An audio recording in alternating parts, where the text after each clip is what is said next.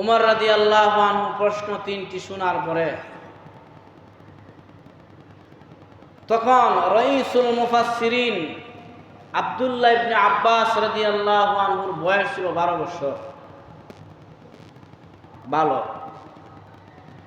উনি গিয়ে বলছে, চাচা, যে প্রশ্নটুকু ইহুদি করলো আপনাকে, প্রশ্নের জবাব আপনি দিতে যায়েন না, আপনি তো উস্তাদ, আমরা ছাত্র, আমি এটা জবাব দিব। উমর রাদিয়াল্লাহু আনহু বললেন, ইহুদি শুনো, এই যে প্রশ্ন তিনটা করছো, এই তিনটি প্রশ্নের জবাব দেওয়ার জন্য আমাকে লাগবে না, আমার ছাত্র যথেষ্ট। ইহুদি তো কি বলে, ছাত্ররা কেমন, আর ছাত্র যেমন তেমন উস্তাদ কেমন হবে, ছাত্ররা জবাব দেয়, এটা আমার দরকার নাই। আমার ছাত্র, আমার ভাতিজা ইবনে আব্বাস রাদিয়াল্লাহু আনহু উনি দিবেন। আর আল্লাহর জমিনের উপরে আসমানের নিচে ইবনে আব্বাস রাদিয়াল্লাহু আনহু চাইতে বড় মুহাদ্দিস মুফাসসির নাই। রইসুল মুফাসসিরিন, যাকে রইস মানে সর্দার, নেতা, ইমাম, যিনি সমস্ত মুফাসসিরিনদের নেতা, উনি হলেন হযরত ইবনে আব্বাস রাদিয়াল্লাহু আনহু, যিনি কোরআনের সবচেয়ে বেশি ব্যাখ্যা বিশ্লেষণ, কোরআনের জ্ঞান যার ভিতরে বেশি ছিল, উনি হলেন হযরত আব্বাস রাদিয়াল্লাহু আনহু। তোমার রাদিয়াল্লাহু আনহু বলতেছে, এটার জবাব আমাকে দিতে হবে না, আমার ভাতিজা বা ছাত্র সেই যথেষ্ট। ঠিক আছে, একজনে দিলেই হবে না। তো প্রথম নম্বর প্রশ্ন করেছিল যে ওই বাপ আর ছেলে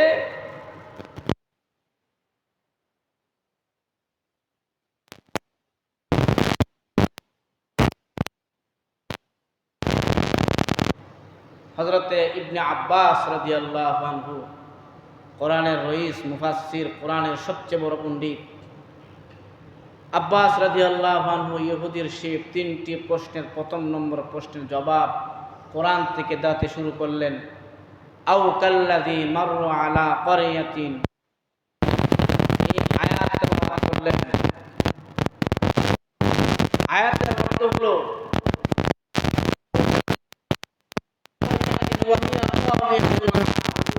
قال أن يحيي هذه الله بعد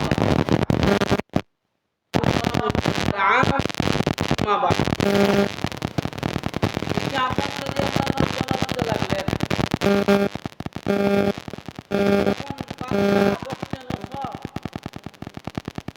ফিলিস্তিনকে ধ্বংস করেছিলেন, ধ্বংস করার পরে বাড়ি ঘর সব মাটির সাথে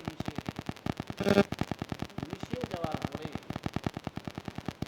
তখন ওই ব্যক্তি, আও কাল্লাযী মাররা আলা ক্বরিয়াতিন, ক্বরিয়া মানে গ্রাম, মাররু শব্দ অর্থ কি, অতিবাহিত করা।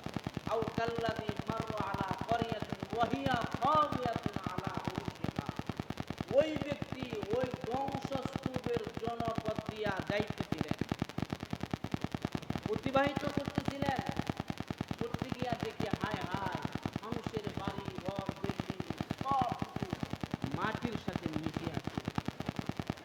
এই অবস্থা দেখিয়া আন্না ইউহয়ি হাযিহিল্লাহু বা'দা মাউতিহা, উনি বললেন, কিভাবে এইগুলোকে আবার জনপদে আবাদ করবেন, কিভাবে আবার ঠিকঠাক করবেন, এই বলে উনি চিন্তা করতেছিলেন। হায় হায়, এই ধ্বংসস্তূপ জন আবাদ, এই এলাকাটা যে এইভাবে ধ্বংস হয়ে গেল, এটা কিভাবে আবার আবাদ করবে, কেমনে এরা আবাদ করবে, এইগুলো উনি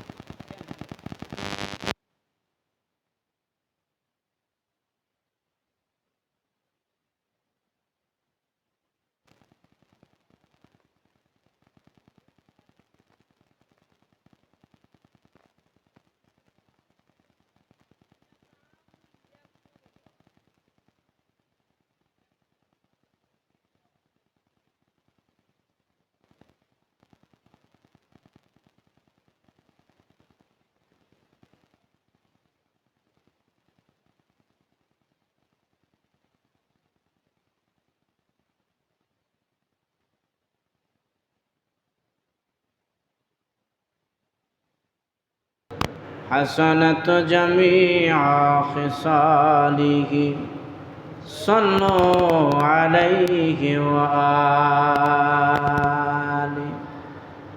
इलाही दिखा दे हमें दियार मदीना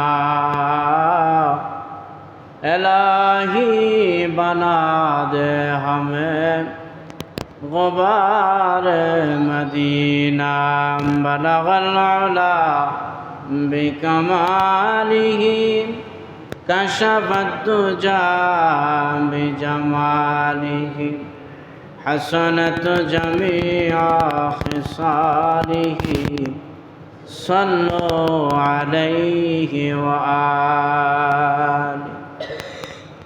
मोहतरम सम्मानित मुसल्लियान, আল্লাহ পাকের দরবারে শুকরিয়া আদায় করি যে মহান রব্বুল আলামিন আমাদেরকে দুনিয়ার সমস্ত কাজ থেকে ফারেক করে সমস্ত ঝামেলা থেকে মুক্ত করে আল্লাহর ঘর মসজিদে আসার সুযোগ করে দিয়েছেন। সেই মহা মুনিবের দরবারে শুকরিয়া আদায় করি, সকলে বলি আলহামদুলিল্লাহ। তীব্র গরমের পরেও আল্লাহ তাআলা আমাদের জন্য আকাশের অবস্থাটাকে স্বাভাবিক করে দিয়েছেন। বৃষ্টি, এটাও আল্লাহ তাআলা দরবারে শুকরিয়া আদায় করি আলহামদুলিল্লাহ। অনাবৃষ্টি, অতিবৃষ্টি, শিলাবৃষ্টি, অতিরোধ ভালো না। সবগুলো হয় মানুষের কৃতকর্মের কারণে। অনাবৃষ্টিও কৃতকর্ম, অতিবৃষ্টিও কৃতকর্ম, প্রচণ্ড গরম এটাও বান্দার কৃতকর্মের ফল। তো আল্লাহ তাআলা স্বাভাবিক করে দিয়েছেন। প্রচণ্ড গরম ছিল ঈদের পর থেকে নিয়ে, অন্তত গাজীপুরে অনেক গরম ছিল। আলহামদুলিল্লাহ, আল্লাহ পাক ইচ্ছা করলে সবই করতে পারে। আল্লাহ পারে কি পারে না? ওমা তাশাউনা ইল্লা আইয়াশা আল্লাহু রাব্বুল আলামিন। আল্লাহ বলেন আমি যা ইচ্ছা করি তাই করতে পারি। ইন্নামা আমরুহু ইযা আরাদা শাইআন আইয়াকুলা লাহু কুন ফায়া। আল্লাহ বলেন আমি যখন কোনো কিছু করার ইচ্ছা করি শুধু কোন শব্দটা ব্যবহার করি। কোন অর্থ কি? হও, সাথে সাথে ফায়া কুন, সাথে সাথে হয়ে যায়। এই যে তৎক্ষণাৎ অ্যাকশন, তৎক্ষণাৎ বাস্তবায়ন হওয়ার শক্তি একমাত্র কার হাতে আছে? আল্লাহ। আপনি ইচ্ছা করলে ইমরেকে এখন যেতে পারবেন না, কিন্তু আল্লাহ যদি ইচ্ছা করে মুহূর্তের ভিতরে পাঠাইতে পারে। আল্লাহর এই ক্ষমতা আছে না নাই? ইন্নাল্লাহ আলা কুল্লি শাইইন কাদির। আল্লাহ ইচ্ছা করলে সব পারে। মানুষ যা কল্পনা জল্পনাও করে নাই, আল্লাহ ওইটাও বাস্তবায়ন করে দেখায় দেয়। আল্লাহ তাআলার এই কুদরত, এই নিদর্শনটা আমাদের জন্য সবক, যেন আমরা আল্লাহর বরকত, আল্লাহর প্রশংসা, আল্লাহর হামিদ তাহমিদের সাথে যেন আমরা লিপ্ত হই। জন্য আবারও বলি আলহামদুলিল্লাহ।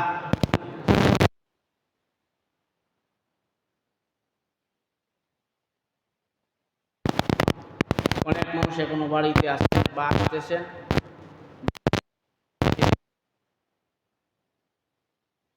নিরাপদে সমস্ত রাস্তাঘাটের ঝামেলা থেকে হেফাজত করে যেন গন্তব্যে পৌঁছায় দিয়ে বলেন আমিন। আমি আপনাদের সামনে সূরা বাকারা 260 নম্বর আয়াতে কারিমার প্রথম আয়াতের অংশ বিশেষ তেলাওয়াত করেছি। যে আয়াতের মধ্যে আল্লাহ তাআলা জানিয়ে দিলেন মানুষকে আল্লাহ সৃষ্টি করেছেন, মৃত দিবে, আবার তাকে পুনরুত্থান জীবিত দান করবেন। খলিফাতুল মুসলিমিন হযরত ওমর রাদিয়াল্লাহু আনহু, উনাকে এক ইহুদি আজীব তিনটি প্রশ্ন করেছিল। বলছিল, হে মুসলমানের খলিফা ওমর, আমার তিনটি প্রশ্নের জবাব যদি দিতে পারো তাহলে তোমার হাতে আমি কালিমা পড়ে মুসলমান হব। তবে জবাব দিতে হবে কোরআন থেকে। ওমর রাদিয়াল্লাহু আনহু বললেন, ঠিক আছে, তোমার প্রশ্নগুলো আগে করো, পরে আমি জবাব দিচ্ছি। তো ইহুদি হযরত ওমর রাদিয়াল্লাহু আনহুকে প্রথম নম্বর প্রশ্ন করেছিলেন, ওমর ওই বাপ বেটা কে, যে বাপ বেটার মধ্যে বাপের চাইতে সন্তানের বয়স বেশি, বাবার চাইতে সন্তানের বয়স বেশি, এটার প্রমাণ সমাধান দিতে হবে কোরআন থেকে। দ্বিতীয় নম্বর প্রশ্ন করেছিলেন, পৃথিবীর ওই কোন জায়গা যা একবার সূর্যের আলো পড়েছিল আর পরে নাই, কিয়ামত পর্যন্ত পড়বেও না? এটার সমাধান কোরআন এর পক্ষে দিতে হবে, কোরআন দিয়ে। 3 নম্বরে বলেছিল ওই কবর, কোন কবর, যে কবরের বাসিন্দা জিন্দা, কবর তার বাসিন্দা নিয়ে ঘোরাফেরা করে, এটার সমাধান দিতে হবে কোরআন থেকে। আজীব 3টি প্রশ্ন ওমর রাদিয়াল্লাহু আনহুকে ইহুদি করলেন আর বললেন, যদি কোরআন থেকে সমাধান দিতে পারো তাহলে কথা দিছি তোমার হাতে আমি কালিমা পড়ে মুসলমান হয়ে